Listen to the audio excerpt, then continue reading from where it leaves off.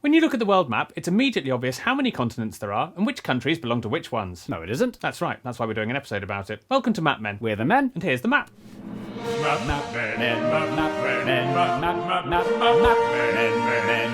All British primary schools rated at least satisfactory by Ofsted will teach their children that there are 7 continents: Europe, Asia, Africa, Australia, Antarctica, North America and South America. But other countries' curriculums beg to differ. In parts of Europe, they teach just 6 continents. In Russia and Japan, they teach a different 6 continents. And in South America, they teach just 5 continents. So who should we believe? Whom should we believe? Exactly. The most common definition of a continent is a large continuous landmass separated by oceans. I like that definition. It's exactly how I imagine a continent. Good for you, Mark. Now take a look at a world map and tell me how many large continuous landmasses are separated by ocean. Great. Australia? 1. North America? It's attached to South America. But the Panama Canal Is man-made and definitely not an ocean.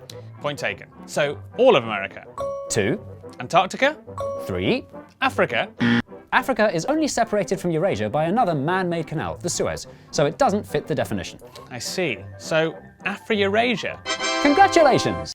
So, according to the most common definition, there should only be 4 continents. Also, the largest of these, Afro-Eurasia, contains 86% of the world's population, making it a useless distinction. I don't like this definition anymore. Neither do I. So can we instead use another, more sciencey definition? We can. The reason the Earth's land masses are as spread out as they are is because the tectonic plates that make up the Earth's crust have moved them apart over time, and using the major tectonic plates as our guide to the continents, we get a more even distribution of where they are. Tectonically speaking, North America is separate from South America, Africa is separate from Eurasia, and Antarctica and Australia are separate from everything. Nice and simple. But on closer inspection, this tectonic definition also has some major issues. For example, Australia. The country of Australia is this bit. But the tectonic plate, also called Australia, includes Australia and a bit of New Zealand, and half of the island of Papua, which includes both Papua New Guinea and the province of Papua, which is in Indonesia, which is in Asia. Which is confusing. So to avoid this country-continent muddle, other names for this continent do exist, including Sahul, Meganesia and Australinia. Not to be confused with Australasia, an increasingly unfashionable term describing Australia and New Zealand and some but not all of the Pacific Islands, so we're not going to mention it again. So then, what continent does New Zealand belong to? By both our definitions so far, none.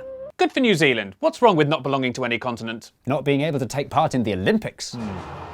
Because this famous 4-yearly competition to see who can host the best fireworks display is open to every country in the world, its 5 continental rings must somehow include them all. Each ring represents a different continent. There's Europe, America, Africa, Asia. And this one represents a broad region including Australia, New Zealand, as well as the Micronesia and Polynesian countries known as Oceania. Oceania, its very name meaning the opposite of continent, is not considered one by any strict definition, but it's a popular term, especially for the purpose of making sure no country misses out on being incontinent. Only Antarctica doesn't get an Olympic ring because it's too cold to host a fireworks display. No. The tectonic and Olympic approaches could be easily combined, including both Antarctica and Oceania, giving us a nice problem-free 6 continents. Except it's not problem-free at all. We need to talk about Europe. Whether part of a landmass or a tectonic plate, Europe appears to be nothing more than a glorified Asian peninsula. So, what actually is Europe? Can it really be possible that the home of the continental breakfast isn't even a continent at all? And if so, what do we call that breakfast other than disappointing? Which brings us to a third element to consider in the definition of a continent: culture. Knowing which continent a country's in immediately tells you something about what it's like. And because Norway has more in common with Sweden when it comes to language, religion, ethnicity and favourite cutlery than it does with, say, Vietnam, a line is helpfully drawn here, breaking Eurasia up into 2 bits. But complicated culture can't be conveniently cut into clear categories. Some countries cause tremendous headaches for this dividing line. First, Armenia, a country which, with a 95% Christian population, arguably falls in the Europe category, but geographically belongs to Asia. And speaking as someone who's a 32nd Armenian, where do you think these eyebrows come from, I can confirm I have no idea what continent it should be in.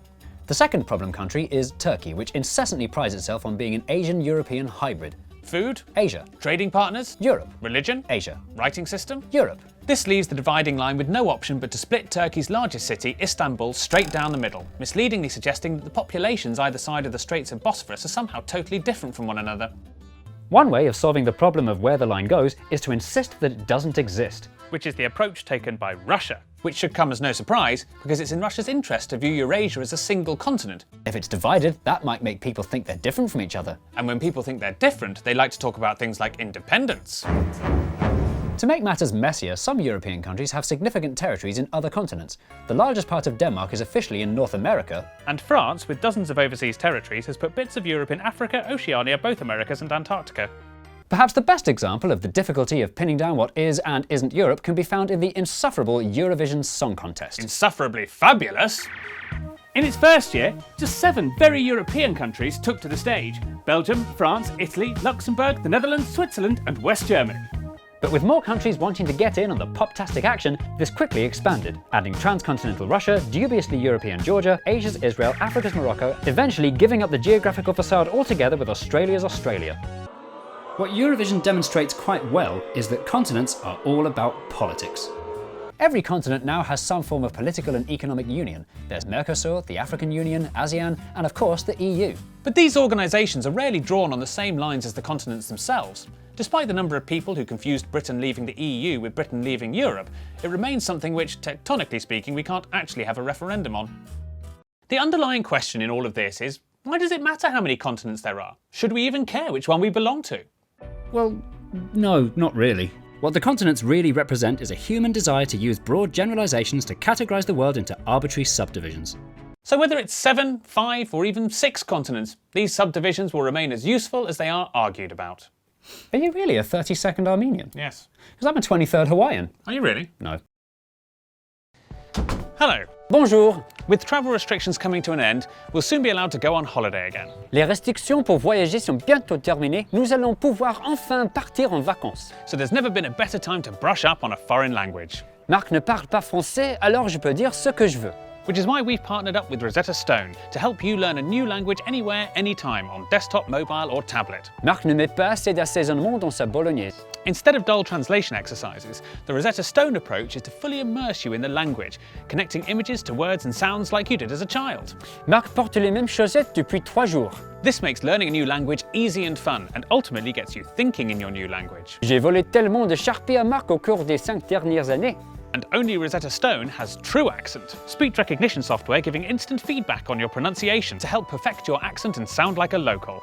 The best way to enjoy Rosetta Stone is with Rosetta Stone Lifetime Unlimited. Full never-ending access to the current app in as many languages as you like, with phrase books, stories and text at every learning level for the rest of your life. Click the link in the description below where MapMen viewers get a very special offer on all of Rosetta Stone's subscriptions. Best of all, the Lifetime Unlimited offer for just £179 for an entire lifetime of immersing yourself in the languages you want to be great at. Et vous pouvez utiliser vos nouvelles compétences linguistiques pour en mettre plein la vue à vos amis. Entonces, haga clic en el enlace en la descripción para comenzar su viaje de aprendizaje un nuevo idioma. No hay ningún momento como la presente. Du hast nichts zu verlieren. Genau.